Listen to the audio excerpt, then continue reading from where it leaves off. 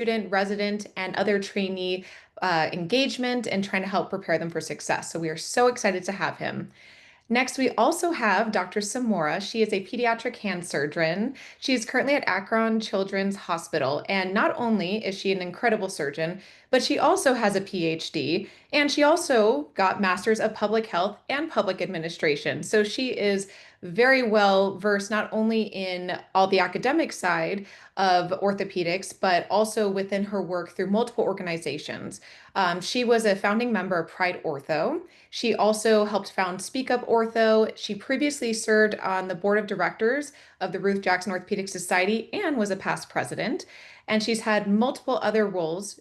She has also published over 150 peer-reviewed publications and has had multiple book chapters.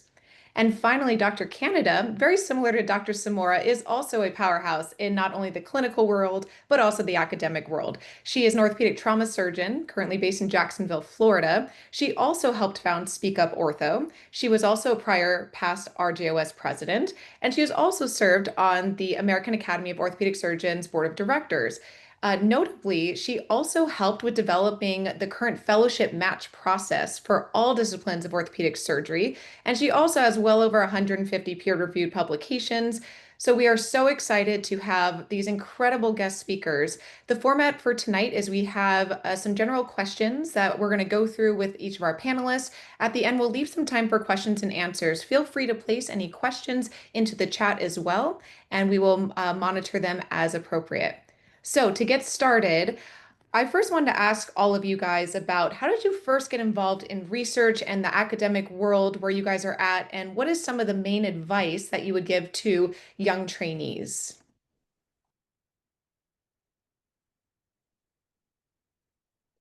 I'll start. I started as a medical student because I had an incredible mentor who I met in the anatomy lab.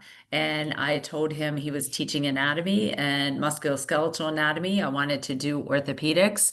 And we developed a project that actually he helped. And he was such an incredible mentor. He actually came to my apartment one night when me and my husband were tied up and busy and to drop something off to help with the project. We were doing an MRI project on external fixators and MRI, which actually set the stage for all kinds of research projects since then on the topic.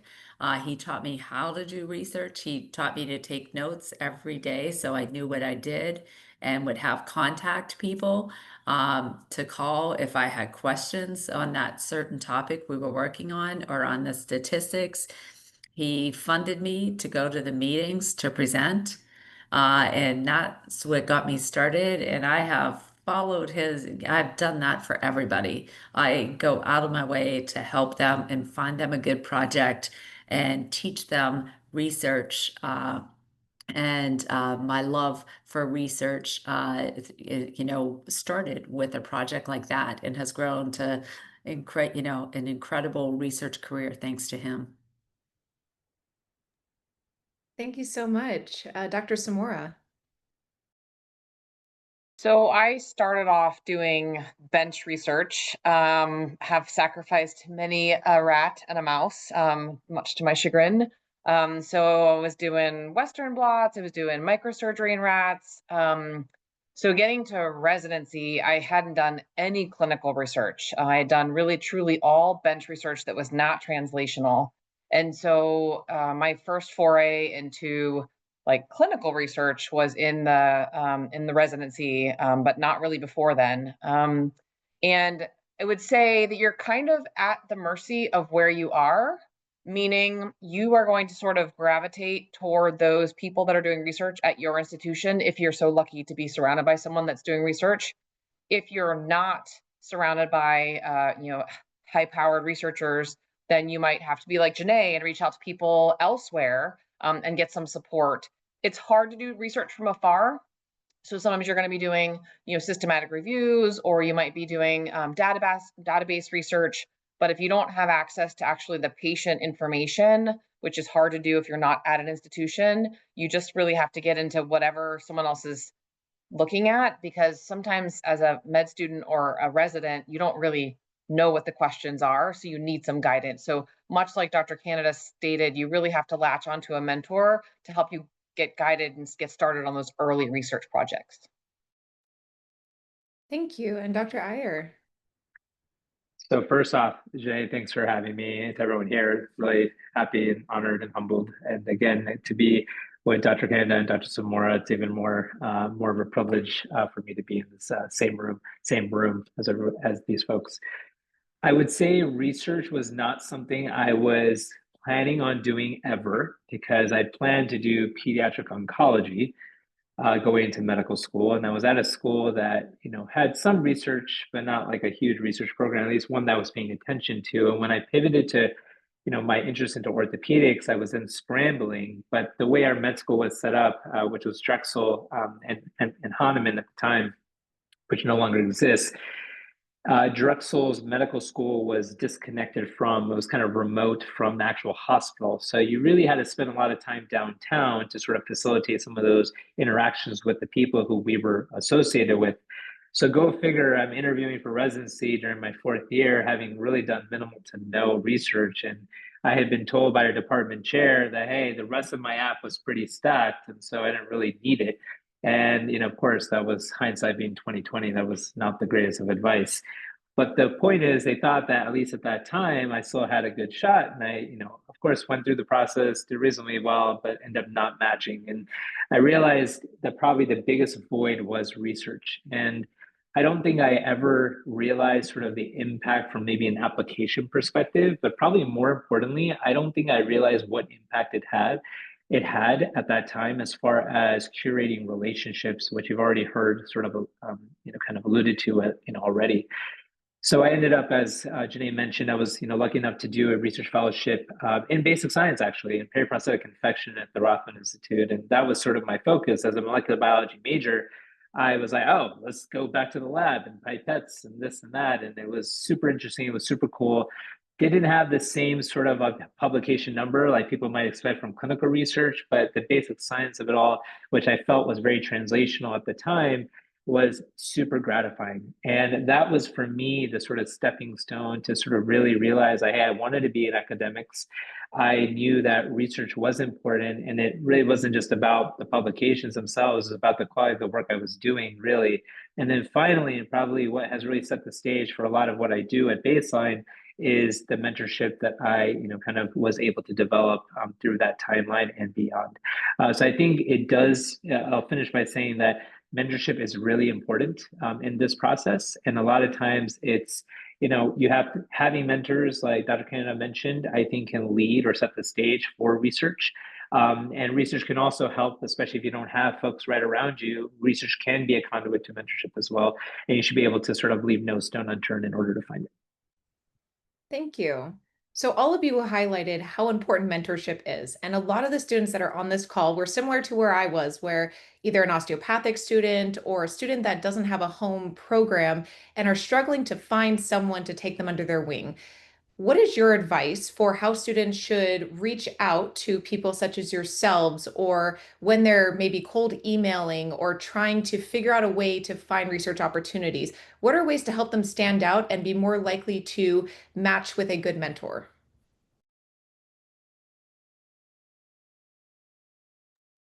So I'll play. So I probably get a lot. I get a lot of emails in general, so I'm sure I probably get way fewer than Dr. Cannada, Dr. Samora, but I get a lot of emails. And the first thing that I will look at just at first glance is how long is the email? Like genuinely speaking, and I can tell you, as someone who used to write these very long, lengthy emails, if someone is sending me a dissertation of an email, as nicely as that might be, to me, it's sort of, it's great. They obviously have an interest, but my first response to them is, let's chat, your email's too long. And I don't say that to be rude, and I don't say that to be like condescending. I say that because when you take surgeons who are busy, like Dr. Samora, Dr. Cannada, we're getting thousands, hundreds upon thousands on emails at a time, and never mind all the clinical work that's in the thick of all this. If you are looking to engage with someone who's like basically going through emails, like between patients, whatever it is, You need something that's going to grab their attention immediately and really set the stage for a meeting, right? Because you're not going to be able to really just, hey, all of a sudden from an email, go ahead and I'm going to assign you a project. I'm going to want to personally try to get to know you in some capacity, way, shape, or form, whether it be Zoom, whether it be by phone call, whether it be by Snapchat, whatever you want to call it. But the reality is that I personally think that the concise emails that speak to who you are, what your interest is, and at least, hey, set the stage for why we should basically connect. I think those are sort of the basic tenets of what I think make a strong email that I will respond to immediately. Now, granted, I respond to everybody, don't get me wrong. But I'm going to be that much more likely to respond to an email that is short and to the point, and at least allows me to say, "Hey, listen, like let's chat further, so I can get to know who you are before sort of just diving into research." And it doesn't matter whether it's a home student or a student who's looking to connect from afar. Just my 2 cents. Yeah, I think you bring a good email's one way to meet people. Social media, as you know, is also another way. I respond to everyone, and I think what gets me is, someone that comes, it has to be shorter, can't be, it can't be that long. Even your DMs need to be short. And then we set up I like the idea of you coming forth. I'll give you 2 examples that recently worked. Someone said, I've read your article on this. It's been 5 years. Why don't we repeat this? Here's the preliminary work I've already done. It's incredible. And then I had met with a student recently and talked about a multi-center study, which is going to start, that I'm heading up, and it's going to start. And I said, I really need to get a literature search, to really, because I'm writing the IRB for it. And this student came with this incredible email that said, here's 15 pertinent articles. Um, so they took an active role. They took something that we were interested, that, we had an interest in, either pitching an idea, parlaying off something that I did, or hearing me say actually that I'm starting this study and, we're going to enroll next year in this study. Those are just 2 examples. I do think that reaching out, it's not just always email, because it could be the timing. I mean, if I'm like last month, I had 3 meetings, including 2 international. So that was really hard. If you emailed me last month, I just forgive me now. It's the timing that also matters, and even persistence, and reaching out through different means. Hey, I saw you, your DMs, I will respond to that. And setting up the time, taking an active role and saying, I'd like to, meet, I have, my clinical rotation is this, I have a lot of time. Will, this work? And, when the students take a proactive role and have done some preliminary work, that to me is really stands out. And before this thing tonight, I actually counted, there's over 150 of my publications that are not with people from my home institution. Okay, so we can do it. You have to be organized, and we have a relationship, but it can be done. So, and they're first authors and everything. So it's not just from my home institution. So opportunity exists by reaching out, as using the tips that we're all talking about. I concur wholeheartedly with both Tabs and Lisa on their sort of recommendations and proposals. I will also say, if you have the opportunity to attend the academy, either through Ruth Jackson or Gladden or Nth Dimensions, Lisa has an amazing medical student program, and she has an amazing group of facilitators and mentors that show up. And so, if you have the opportunity to get a scholarship to go to the academy meeting, you can literally hobnob with the people that you want to train with the people that you want to do research with. And that in-person exposure is valuable as well. So that's another opportunity to consider. But if you don't have the luxury of being selected to go to the academy, I think some of the suggestions you've already heard are great. I'll add one more thing to this, and I think that's the program is amazing. It's actually crazy how many more I find. I don't know, Julie and Lisa, if you guys feel the same way, but there's like more and more like students at Academy than I think there almost are faculty in the sense of like the growth of students at attending Academy seems to be outpacing the amount of faculty attendance. Again, just subjective observation. But I think one thing that people that's a part of this, like even if someone says no, even if I say, hey, I don't have a project right now, or circle back with me, that's not a no, and I don't want to talk to you anymore. That's just a no right now. And or hey, it's not to say, listen, I don't want to stay connected. And I think that a lot of times we hear this, there's something there, I'm gonna go elsewhere. Totally fine. But every single one of these sort of points of interaction are opportunities to network and build that network up.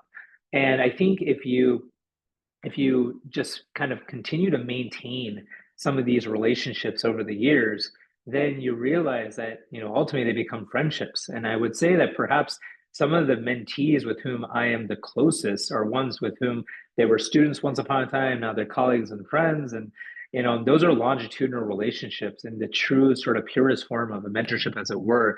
So I would never stop reaching out to people just because they don't have a project at the time. And it shouldn't be this quid pro quo.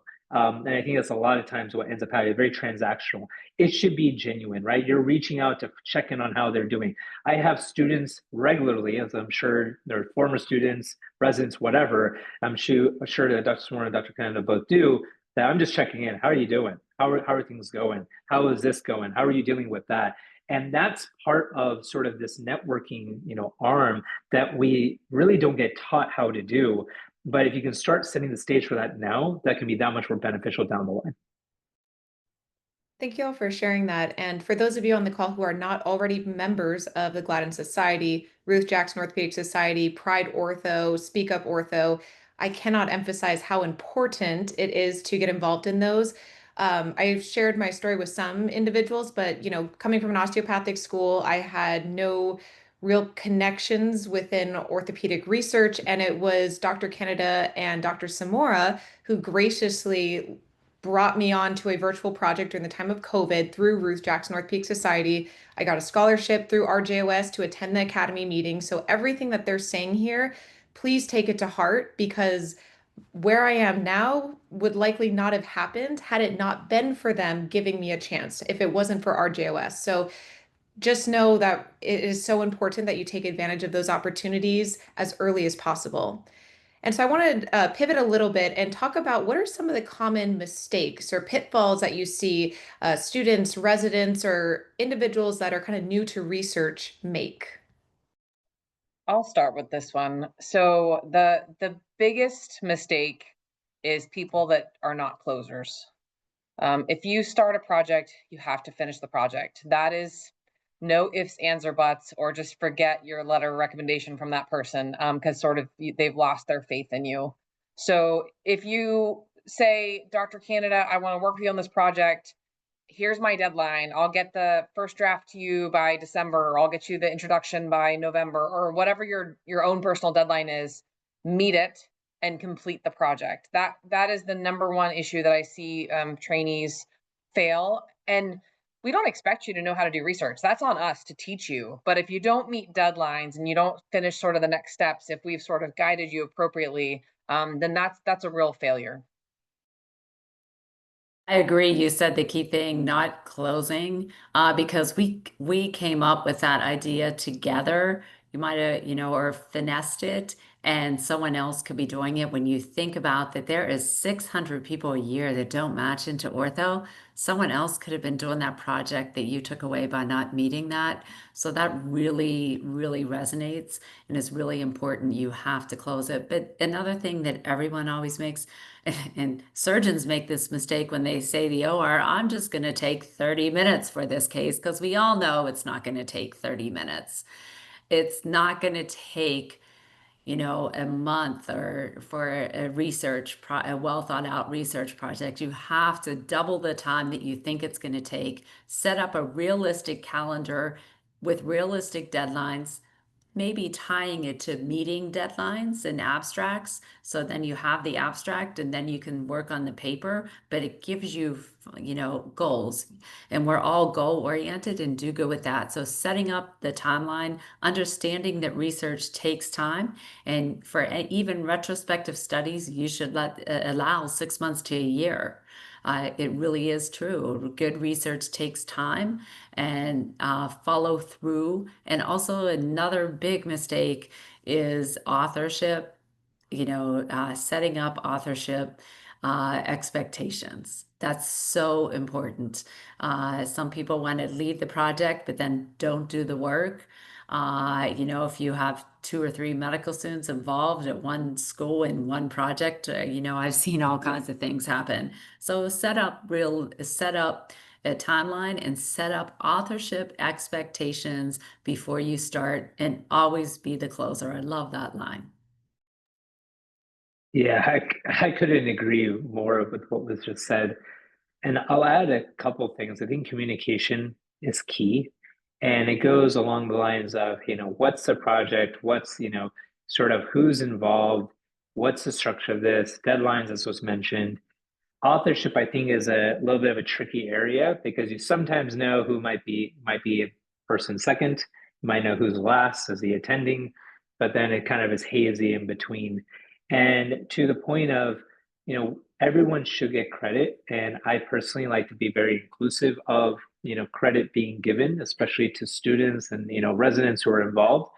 But I think you also have to sort of be able to navigate when quote unquote conflicts arise. And I've heard of that not just happening, it's happened to me pretty rarely, where a student was basically supposed to be first author. The research fellow basically switched the order without telling anybody, including myself, submitted the papers, and then it came to light, and I kind of found out through a back route, long and short of it. And so I ended up I had to talk to the person who became the new second author about it and see how that person felt and try to sort of get them to understand to what extent did they want me to push to find out about this information. And I kept pushing to find out what was going on and why this occurred. And I can't tell you and I never forgot. Obviously, we don't forget stuff like this. But finally, I ran into this person this past March at Academy. And you bet you, I stopped them right in their tracks and pulled them aside. And I wasn't going to put them on blast in front of people, but I was going to ask them, tell me your thought process. I want to understand what was sort of your decision making here. And then we were talking even more recently about like match considerations as they apply. I said, you need to understand XYZ things that are important about whether it's related to professionalism, whether it's related to sort of communication, and what you think may have been appropriate, but was really not in the grand scheme of things. And you have to be able to sort of lean on an attending or senior resident to be able to help facilitate some of this. But these dynamics are really important. And the reason they become important, once you see your name in bright lights, it becomes addictive. And that's why those who publish and publish with frequency, it's because we enjoy doing this. It's because it's very gratifying, not only publish a research, right? But then it becomes gratifying to actually see your name on the paper. And so that's why you want to be really respectful of those around you. But totally echo the points that we made before. Thank you. Those are all very helpful insights. And you guys started to talk a little bit more about professionalism. And one of the common issues that I'm starting to see with some of the students that I've worked with, and I'm sure you guys have started to see as well, is the utilization of AI and sort of testing boundaries about this ethics and research and how we can possibly be potentially compromising professional integrity. And I was wondering if you can comment on what is your advice for utilizing things such as, open access or other, maybe AI related tools. And if they are being used, how should we be documenting them within a manuscript? So first, just realize that every journal you submit to has a way to see if you used AI to generate the manuscript. I promise you that. Any, not every journal, but any journal that's worth anything that you should be submitting to has those tools, and they do use them. And you have to, nowadays, you have to acknowledge how much AI played in your role. I mean, you don't want to use it to generate your manuscript.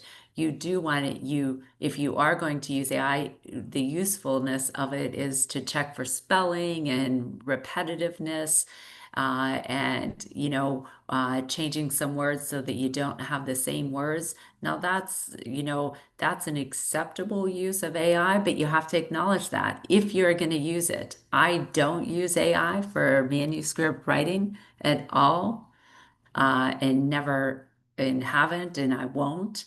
Um, but you realize that the journals are smarter than you, and realize that yes, AI does play a role. And can it help you? Can it give you some background? Yes, but that background shouldn't be parlayed into your manuscript, without the realization that once your research integrity is broken, then you can never be trusted again. And I personally know people that have lied about, or not been as honest as they could. I want to say as forthful as they could on manuscripts. And sometimes some people will call you out on it, and there are instances of manuscripts being withdrawn. So just be cautious. AI, we can't get away from it. It's everywhere. Uh, but what is it useful for? It's not useful for doing work that you should be doing. Can it make your work better? Yes, but if you use it to make your work better, acknowledge it. Yeah, I agree wholeheartedly, Lisa. And so, if you're just really starting on your research journey, you should be doing it old school style. AI has been shown to make up references. You should be seeking out your own references. You should use those references to get more references. And as you write your introduction, you're learning about what you're studying. So there is real value in doing it the old school way, which is the only way I know. I am very not versed at all in AI. I do think, like Lisa said, there's going to be a great role, but as you're starting, read those manuscripts, get those references yourself, and then use those references to really build your understanding. Because if you're at your residency interview, they're going to ask you about your project, and if AI did everything for you, you're not going to be able to speak eloquently about what you have just written an article about if you didn't write it yourself. So um, there's a role at your stage. I think that role should be very, very minimal. Yeah, I think these are great points, and I agree. I think if you're just starting out with research and trying to figure out the nuance and intricacies, just like all these AI models are built on data, you need to sort of build your sort of own internal sort of language model for yourself in terms of the techniques, what's appropriate, what's not, understanding how to critique articles, how to understand what's good research, what's maybe subpar research. And I think if you rely on AI completely for that, while it might cut down on some nitty gritty, you're going to be losing a lot of the value that it teaches. And I think especially early on when you're using this also to help develop relationships, in part because of that process, then you're going to really potentially compromise that, especially depending on who you're working with. I do think that as someone who does use a lot of AI just in general, I will say that I am very I think there's going to be a huge evolution with how we do a lot of things, whether it be education or medicine or otherwise. But I think it's a complementary tool, and it can't replace a lot of things that we do in medicine completely. And that's an important element. And so I would never rely on it solely as for this is all I use it for, like, oh, hey, it's going to just do my decision making. It's not it. But I do think how we integrate it into various pathways of our lives, that's to be evolved. But I think at this stage, especially early on, the research piece, and I say this as someone, and Dr. Cannada and Dr. Samora are both editors of various journals, et cetera, and as someone who is also, yeah, there are tools, they are being used.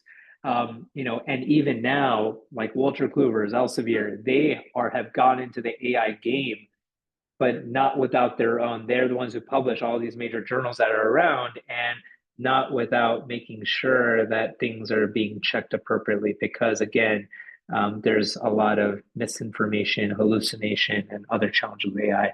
It's not perfect by any stretch.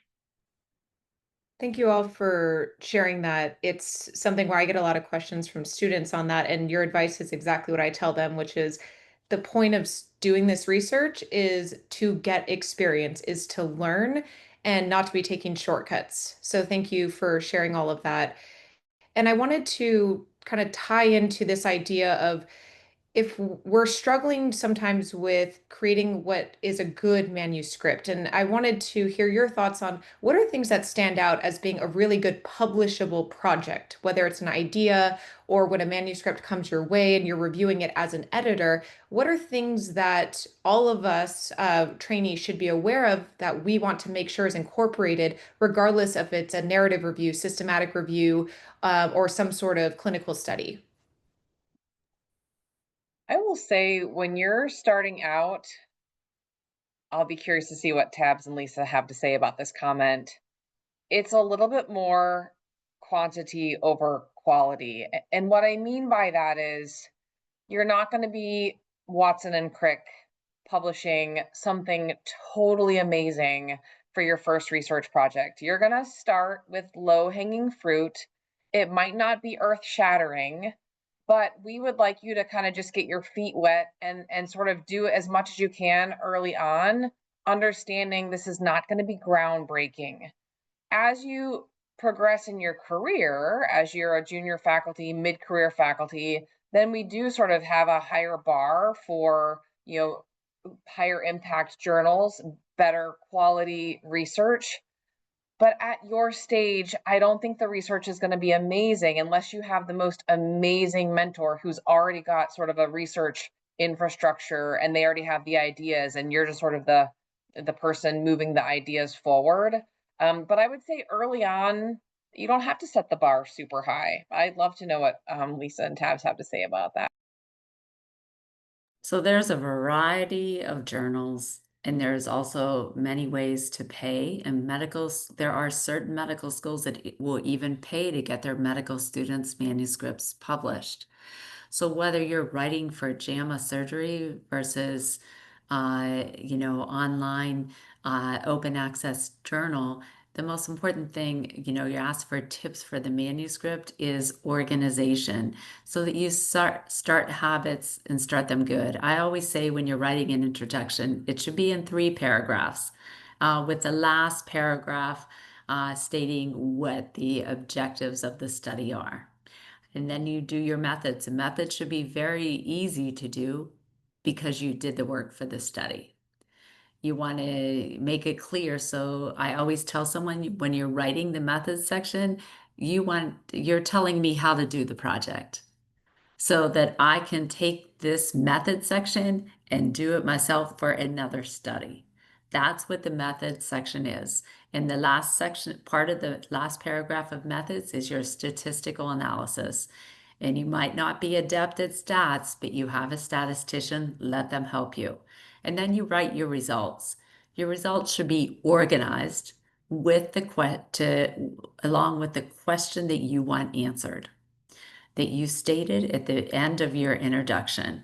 So your results should be augmented with tables and figures, but never more than a handful. See, a handful, because handfuls cost money. Anything more than a handful costs money and takes up space. But don't put into words what you're also putting into a figure. So those are some of my tips. And then the last is the discussion, starting with, about 6 to 8 paragraphs max, starting with why you did the study, how your results compare to the literature, what the limitations are, and the applications of your research and what future research is. That's what I tell everyone. And that paper can be in the lowest journal, and it can be the same way. You've got to approach it the same way. If you're writing for, JAMA or New England Journal of Medicine or the high impact. Notice I'm giving you journals that are high impact that aren't in orthopedics because orthopedic journals aren't the highest impact journals. Uh, I love that outline. I wish I had that outline a long time ago. Probably would have helped me get some of my papers across. I would say that from an editorial perspective, I kind of look at it in sort of two buckets. One is just the fact that there's a clinical piece, and then there's the, kind of, I would say clinical driven stuff, and then a lot of what I do editorially is the education stuff. So why does that matter? Because to Julie's point, a lot of these papers that you'll get early on, and a lot of papers in orthopedics, just in general, are retrospective analyses. They're like level 4. It's not the highest quality. A lot of stuff in ortho is not like the best level 1, double blinded, randomized control. We just don't have a ton of those at large. So we're constantly studying our own outcomes. And that's why it's often retrospective. Sometimes it's prospective, and that's great if it is. But the point is that getting used to the flow of things, getting used to sort of the research, the kind of the literature review, synthesizing that, kind of bringing that into and then your methods and for whatever the project might be, and of course, how do you tie that into your results, and then obviously applicability and discussion. Just as as Lisa mentioned, the kind of finding that flow is really important, no matter what the project is, and getting used to doing that. Because the more you get used to it, the easier it is to then sort of start sifting through what's sort of not so great research and then what is better research. Why did I sort of label the clinical versus educational stuff? Because I wear both hats. So as usually from a reviewer perspective, I'm kind of reviewing from a clinical perspective, and I want to know, how is this going to change my practice? That's usually my first go through. And to what extent is it going to make a difference? Does it make a little, a lot, or nothing at all? And whether I review abstracts for a meeting or whether I'm reviewing the abstract for the article or then the manuscript itself, I'm looking to see, okay, what's its applicability? Then, of course, sort of like, how well was this paper done? Of course, what are their inherent limitations of their methodology? What are the biases? Is it a paper, especially that's being funded by the very company that the lead author consults for, right? That's a bias, right? And you have to sort of sift through whether that is making a big difference or not as far as that paper. Just because there's a conflict doesn't mean it's always a bias, but there's always things like that you have to be aware of. It then pivots when I'm reviewing things from an educational perspective, because then I'm thinking, okay, how do I use that information that's been studied in terms of what I advise students, whether home, whether through OrthoMentor or otherwise, or how can program directors, other faculty mentors and advisors sort of like give guidance to students, to residents, and whomever? What is the applicability in that space? In education at large, there's been a lot less work relative to a lot of our clinical work. It's not to say that, I mean, you've got two people here who are sort of like, groundbreaking individuals in this education space. I'll kind of put as a big umbrella, but so many issues that have been looked at in more recent years than probably ever before for all the different things we've sort of dealt in orthopedics.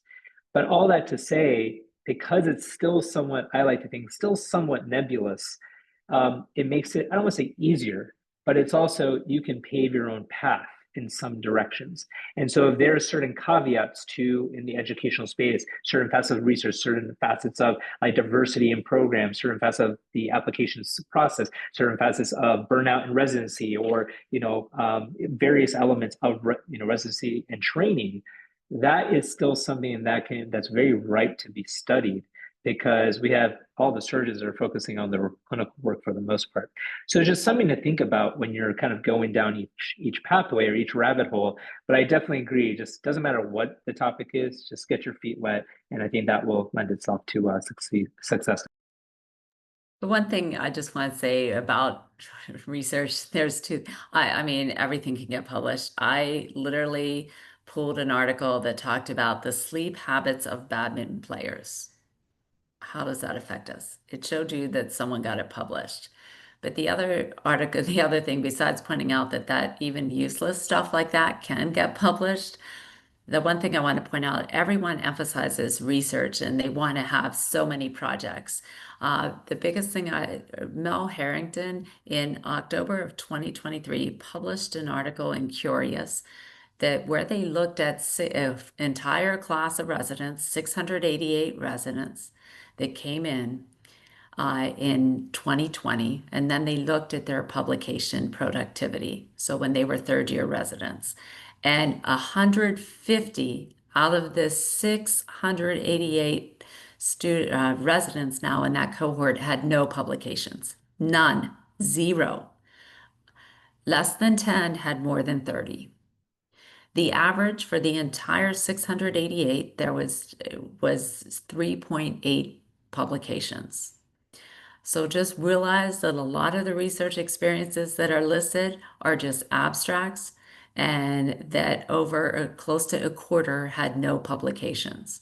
So I want everyone just gets so intent. We're so objectively driven numbers. We want this score. We want this many publications and presentations. I want you guys, I use that article every single time I'm mentoring someone.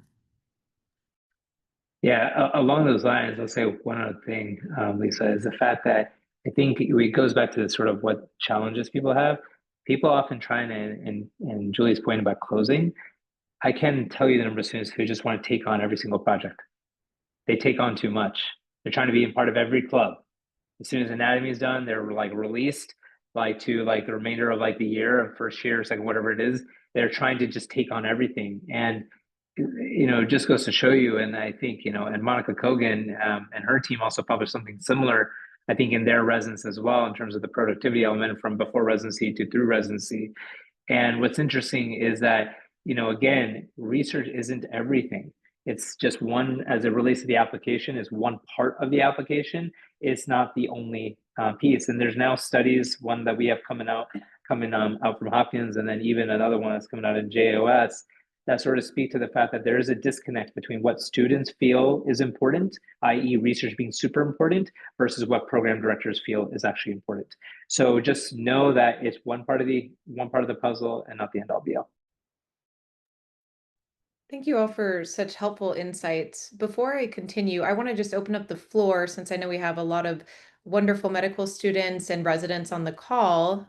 If there's anyone that has any questions they want to make sure are addressed with our remaining time. Feel free to put them in the chat, or you're welcome to speak directly. And if not, I'm happy to ask some more questions that we had compiled.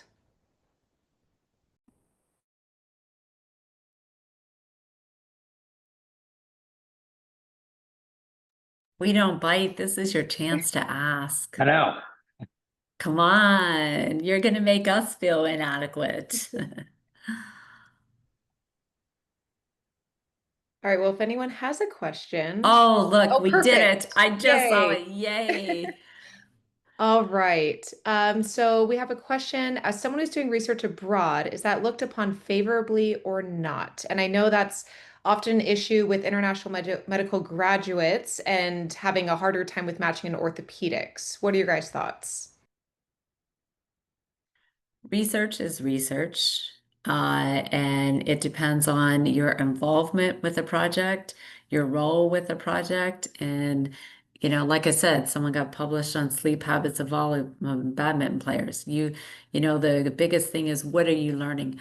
We want to know that you learn critical thinking, how to evaluate the literature, and how to write.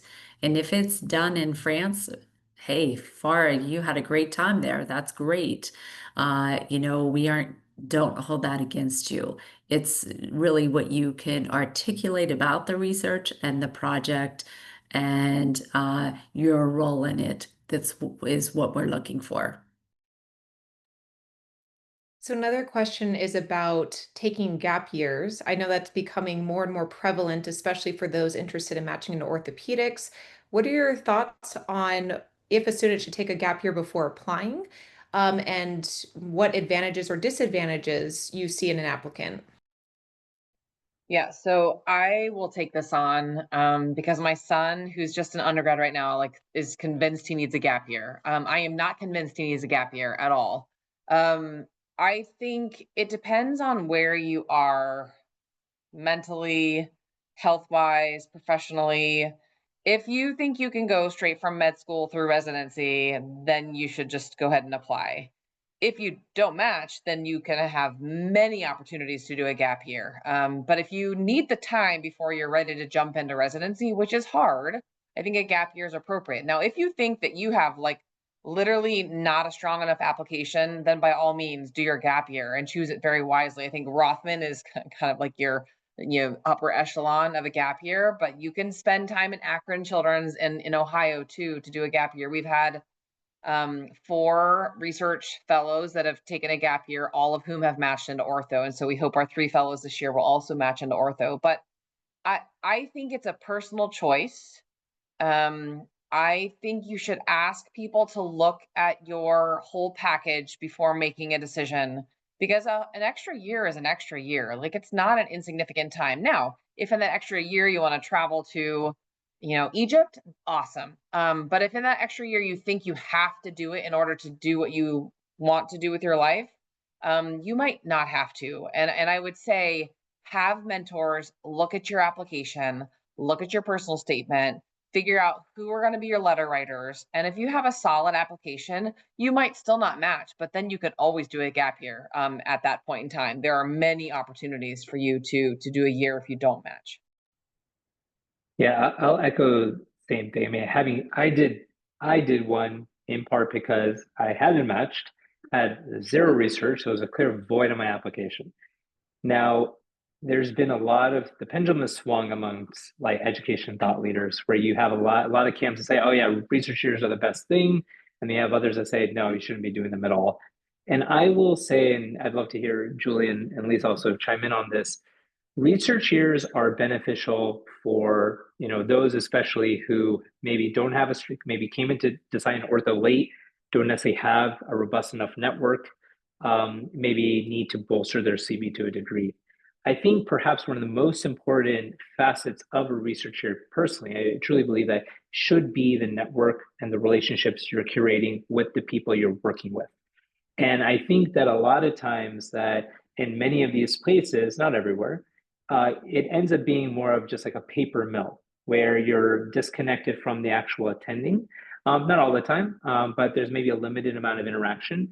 And so how well you are developing that relationship with them maybe is somewhat blunted. Now, that might be fine if you really want to sort of just focus on the CV piece. But I personally believe that it would be ideal to have a situation where you get to know the attending, they get to know you, and so that way that letter that they're going to eventually write ideally at the end of the year, and or the advocacy that they can sort of afford, will be that much more amplified in terms of the strength of you as an individual, beyond that of just the research piece. So I think it really is a combination, but I'd love to hear what Dr. Samora and Dr. Cannada think about that sort of facet of research years at large. The one thing I'm going to say is your decision for a research year should not be based on the score that you get. And that's what so many people do. You need to have your mind made up before that. We can't make you a better candidate with a research year if your score is not going to match you into orthopedics. So you can't let that be one of the big factors into doing a research year. Research years to be effective, the program directors want 10 publications. That means you have to go into a program where you have that ability and you have to work hard. And I always tell people, you either know whether you can do research or not. You have that gift or you don't. And you don't take the research year to develop, to develop an innate skill or an innate interest you did not have. You can develop your skill, but you cannot develop the interest if you did not have that. That's why not every, 28% of orthopedic surgeons are in academics. The rest aren't. So realize that the majority don't do academic work. So that's what I want people to understand. You have to do the research year for the right reason, and not to change your stripes. You can't change your stripes. If you have a weakness, as Dr. Aiyer said, he had no research experience, and that was at a time when that was really looked upon. So he augmented it. He didn't change his stripes. He made his stripe. He, filled in the stripes. He didn't change person, he just augmented it. So that's what you have to think about, and don't let the number force you into it. And if you're going to a place that doesn't have the ability to give you, where you have to start from the beginning, realize that you aren't going to get the 10 that everyone wants. You might get one or two, and that's it. And you might be doing all the work yourself. And part of the reason when you're doing a research year, you want someone to uh, teach you some clinical indications. If you're studying ACL reconstructions, you better be watching them too, so you can understand, or talking to patients that had it so you can understand. So you don't just want to be that machine that's stuck in a lab or stuck in a room. You want to augment it so you grow as a person and as a researcher. I agree with both of you. And one thing I would add also, in addition to the networking that Tabs talked about earlier, which is critical, absolutely critical, is do you want to augment the research with actual clinical orthopedic exposure? Like our research fellows are going to conference, they're taking call, they're coming to clinic, they're coming into the OR. And so trying to figure out how to sort of get both the research component to make sure you do increase your maybe gap that you had on your application the first time around, but also when you come in as the first year intern, you're going to be a year ahead of your colleagues because you've already basically been doing ortho for that year. And I think that's very valuable as well. So look for those programs. Another question that we had was regarding how to best talk about your research, whether it's through an interview or even how you demonstrate it through your CV. And are there any main points that you would like to share on this? I want to highlight one thing, that everything in your application is fair game. Every single word that you write is fair game. If you say, I am a baker, and you can't talk about something that you bake, that is such a negative red flag. If you have 10 articles and someone picks like article number 9 and you can't talk about that article because it's going to be asked, someone is going to ask you something on your application, and if you can't speak eloquently or passionately about a research project you have on your CV, that is a red flag. So obviously list everything you've done, all your publications, all your posters, all your podiums, everything you've done, list it. I mean, there's no limit on how long your CV is going to be, well, or the application, just everything. Every time you add something, it makes it longer, and there's no minimum or maximum requirement. So keep track. Like if I don't write down everything that I do, I wouldn't remember what I did 5 years ago, let alone 5 days ago. So keep track of everything you do, and then just keep adding that to your application and your CV. It will show. It will show all the work that you have will be very clear to people that you've done a lot of work. And don't forget the other categories besides research, your leadership and your community outreach and your involvement in ortho. Those things are as important as the research. But people's eyes will go to your publications almost immediately. We sort of all look at that. Yeah, and part of the reason why that happens is because we're looking to see, oh, hey, is there anyone in that group that I know? And because it goes back to, so if there's a publication of which, Dr. Cannada or Dr. Moore are like the senior authors, you can imagine that within about 5 seconds of me seeing that, each one of them is going to get a text from me. So, hey, I have one of your students right in front of me, or I just read through their application. And that does happen. It happens in real time. And I don't say that to sound crass. I say that because it does actually occur. And it's because we want to know people. We want to know sort of like the inside scoop, as it were. Beyond that, what can we extrapolate beyond just the fact that you worked with these individuals?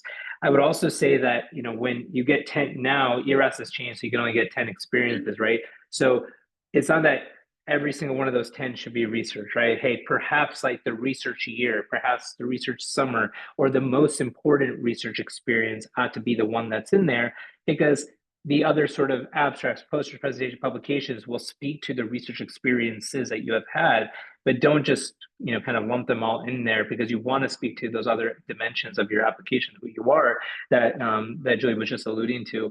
You can certainly talk about research in part through your personal statement, not the entire thing, but as a section of it, as far as like orthopedic experiences are concerned and relationships you have perhaps built and over time. And certainly with your CV, I mean, like I'm literally going through a promotion process now, and like the Hopkins like CV is like, you know, out of control in terms of like this the format that you have to have. And you can list whatever you want. List as many things as you can on your CV, right? And everything you submitted, every poster got accepted, every time it was presented, put it all down. Like that's important to do. That may not be what goes into ERAS at the end of the day, but you know, to Samora's point, all of that can be listed and should be listed, and you should keep sort of track of that and keep updating it routinely because it is important. I'll say one thing about research as a whole. Research does not humbly equate to competency, right?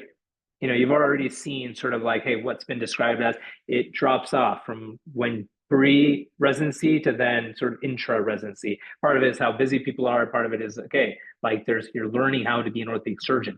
So I always ask, why are you, when people come to interviews, why are you here? You know, what's your prerogative? And when say, well, I want to come to Hopkins because I want to do research in this, I'm like, okay, so that's what you want to do? You know, I can't tell you the amount of times and how important it is to really just commit to the fact that you're trying to become an orthopedic surgeon. And so what we do as part of that is all these other sort of things at the same time. The clinical work is the overarching theme. Everything else sort of plays into that. And it's really important to be multifaceted. It's important to be well-rounded. And that's why things like leadership, things like extracurriculars, things like, you know, volunteering, all of that are all things. If you looked at, you know, Dr. Cannada and Dr. Samora's respective CVs, and I actually have, I mean, it is incredible what, you know, these two have done and continue to do. And the reason why it's important to set the stage now is because this is basically a litmus test of what life is going to potentially be like if you go into an academic career, especially down the line. So food for thought, but just know that research is one part of the entire application and just one part of the puzzle. Yes, and this is the time of year for everyone who did their ERAS, their 10 experiences and 3 most meaningful. I categorize, and they can't have more than, 3 experiences in one category out of the 10. And so I'm not going to let them list more than 3 research experiences out of the 10 experiences. Again, as Dr. Aiyer said, you want to be well-rounded and have other facets. And the other thing is, if you do too much research as a medical student, when you're applying for fellowship, everyone, and I do webinars on that. The one thing we're going to say is, what is different between your residency application and your fellowship application? And if you did all this research before you got there and then you did nothing during residency, why should we take you for a fellow at an very academic institution where we want our fellows to have publications? And that's a fact that's happened. I'm not making it up. That's why I'm trying to, look at the big picture for everybody. Research is great. And it's wonderful. It's a great chance to meet people and to, show your hard work and have it pay off. But it's just one aspect. Thank you all for taking the time. And I want to be respectful since I know we've hit the hour, but are there any last minute thoughts or advice that you wanted to share before we close off tonight's webinar? I think this is a really great organization, finding colleagues that can help you through the process, finding mentors, finding advocates. This is you can't be an island. So seek support and you'll get there. If you don't get there the first time, try again. This is super competitive, and we've had years where half the applicants don't match. So it's worth it. Good luck, everyone. Good luck, and don't forget to thank those that helped you. I mean, I still remember, I'm just going to compliment Janae. She gave me a nice little letter and lotion. See, I still remember the hand lotion she gave me. Don't forget to thank those who help you. It really, we don't expect it, but it touches us.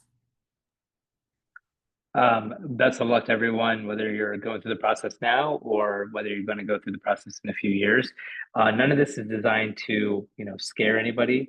It's a challenging process, and I think the more information you have, the easier it is to navigate and control what you can control. Ultimately, I think if you feel like, hey, I don't have a lot of people around me, then look regionally, look locally, look regionally, look nationally. organizations like this or otherwise, and obviously individuals like those faculty on this call who are obviously have dedicated a large chunk of their lives to supporting folks like yourselves really get ready to be the next generation of orthopedic surgeon. So please do not hesitate to reach out, and thank you again for having me tonight. Thank you. Thank you all for taking the time, and thank you for everyone who participated. I cannot emphasize enough, as I feel like I've already stated, how incredible our three guest speakers are tonight. They put their emails in the chat. I highly encourage you all to reach out to them if you have project ideas. Also, with OrthoLink Scholars, we are always trying to continue to grow and provide new opportunities. So if you have other ideas, feel free to also let me know as well. Thank you for taking the time and paying it forward. And my closing thought for all of you is one day you're going to be a resident like I am. And I hope that you pay it forward, because I would not be here if it wasn't for Dr. Cannada and Dr. Samora. I truly don't think I would be. They were so instrumental. I still have, there's a book that Dr. Cannada you wrote about with RJOS about matching. I still have that book. And I hope all of you, when you are then in the seat of being a resident, you pay it forward and you help the next generation of medical students who are trying to get to where you are so excited to be one day. So thank you all for your time, and we look forward to seeing you all at the next webinar.